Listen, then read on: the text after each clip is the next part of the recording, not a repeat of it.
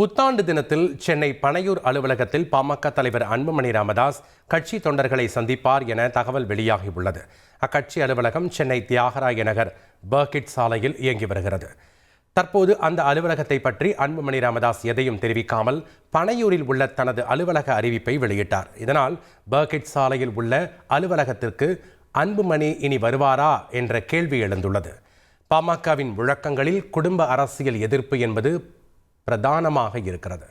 அன்புமணியை தொடர்ந்து ராமதாஸின் பேரனும் கட்சிக்குள் வந்திருப்பதால் இனி குடும்ப அரசியல் என்ற முழக்கத்தை கட்சி கைவிடலாம் என எதிர்பார்க்கப்படுகிறது.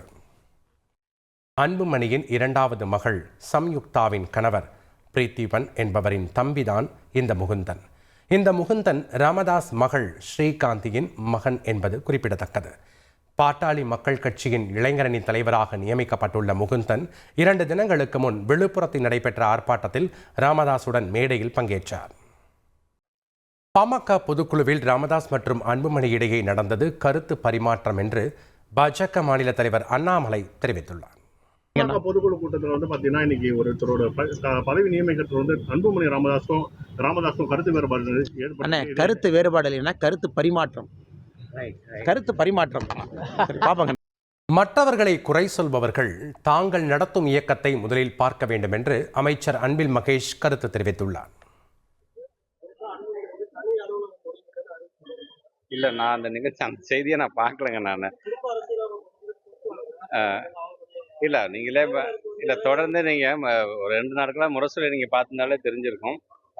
அவங்க மற்றவங்களுக்கு குறை சொல்லும் பொழுது அவங்க சார்ந்து அந்த இயக்கத்தை அவங்க எப்படி நடத்திட்டு இருக்கிறாங்க அப்படிங்கிறது முரசொலியிலேயே அது ஒரு பதிலாக வந்திருக்கு. அதுதான் என்னோட பதிலாக. ஒரு விரலை நீட்டி விமர்சனம் செய்தால் 3 விரல் தங்களை காட்டுகிறது என்பதை பாமக உணர வேண்டும் என்று திமுக அமைப்பு செயலாளர் RS பாரதி தெரிவித்துள்ளார். நாங்கள் திமுகவை பொறுத்த மட்டில் மற்ற கட்சிகளில் நடக்கிற உள்கட்சி விவகாரத்தை விமர்சிக்கவும் நாங்கள் விரும்பவில்லை. அதை பற்றி எங்களுக்கு அக்கறையும் இல்லை. இல்லப்பா, திமுக குடும்ப அரசியல் தொடர்ந்து சொல்லிட்டு இருந்தாங்க. அதாவது ஒன்று மறந்துடக்கூடாது, ஒரு விரலை காட்டினா மீதி 3 விரலை தன்னை காட்டுகிறது என்ப பழமொழி தான். செய்திகளை உடனுக்குடன் தெரிந்து கொள்ள உடனே சப்ஸ்கிரைப் பண்ணுங்க.